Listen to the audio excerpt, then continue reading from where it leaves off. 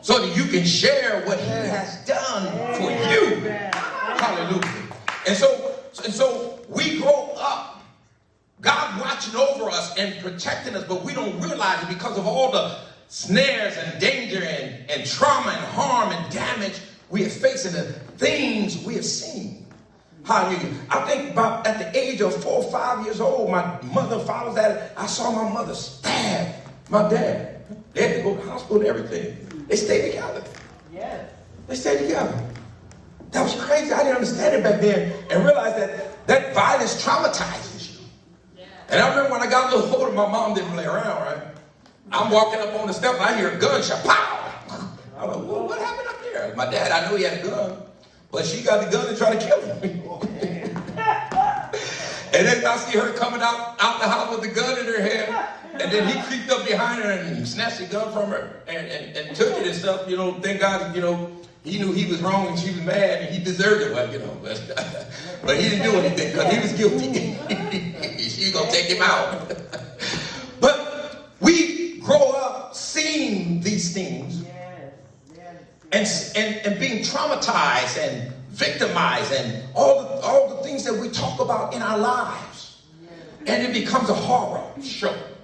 It becomes terror for us, no matter what we're going through. Then, when, like me and Bobby, from the same gang and from the same set, just in different time, because I'm a little older than he is, right? But coming up through those and knowing some of the same people coming up through the gang lifestyle, that stuff mess you up. You don't realize when I got saved, I was suffering with trauma and didn't know it for years. Hallelujah. Sister Ashley, her brother, I keep saying her brother, but her dad, Norman Spence. I've been with him a couple of times where we got shot at. Folks are trying to kill us, ambushed us. One time at a party, one time we were driving, they tried to kill us.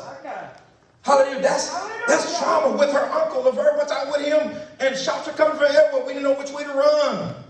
Hallelujah. That's trauma that you deal with. Standing on, I remember David and Bobby seen a lot of this, especially because when I got saved, it got worse. So he came up in a worse time than I did, you know. And it was just getting started, escalating and popping off, right? but by the time I got in church in 84 and going to the 80s, it peaked in the early 90s, but it's still bad.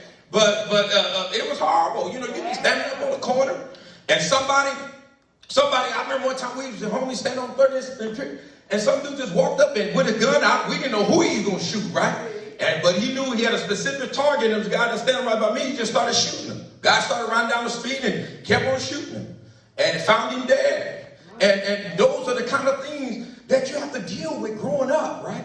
All this violence. And I, you know, and Bobby knows, we can't, there's a lot of stuff we can't talk about, right? We can't talk to nobody. We got to take it to the grave with us. That's trauma that we got to bury. And can't talk to nobody but the Lord. Hallelujah. And that's why I thank God for the Lord, because God is my keeper. God is my protector. When I realize now the purpose that God had for me, for the time that we are in right now, God has watched over me. Hallelujah. I wonder how how I came out and I was alive. I wonder how sometimes I came out and I'm not in prison somewhere for the rest of my life. But God said, I have a purpose for you. Hallelujah. You must fulfill it. I want to tell you something, brothers and sisters. If you don't fulfill the purpose that God has for you, he's going to turn you over to the enemy. So you got to live by faith. When God opens up your eyes and help you to see the light and understand the truth of what he's trying to do for you, you got to make it up in your mind that I'm going to serve the Lord. And it doesn't matter what I'm going through. It doesn't matter who's talking about me.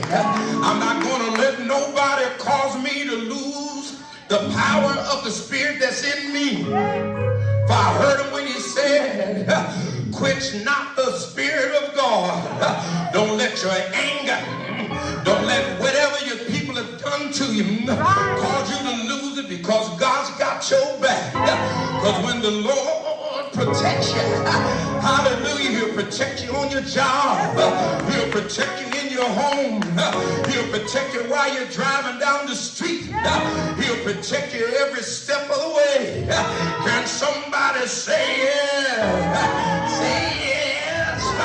Why don't you say yes? hands and shout hallelujah.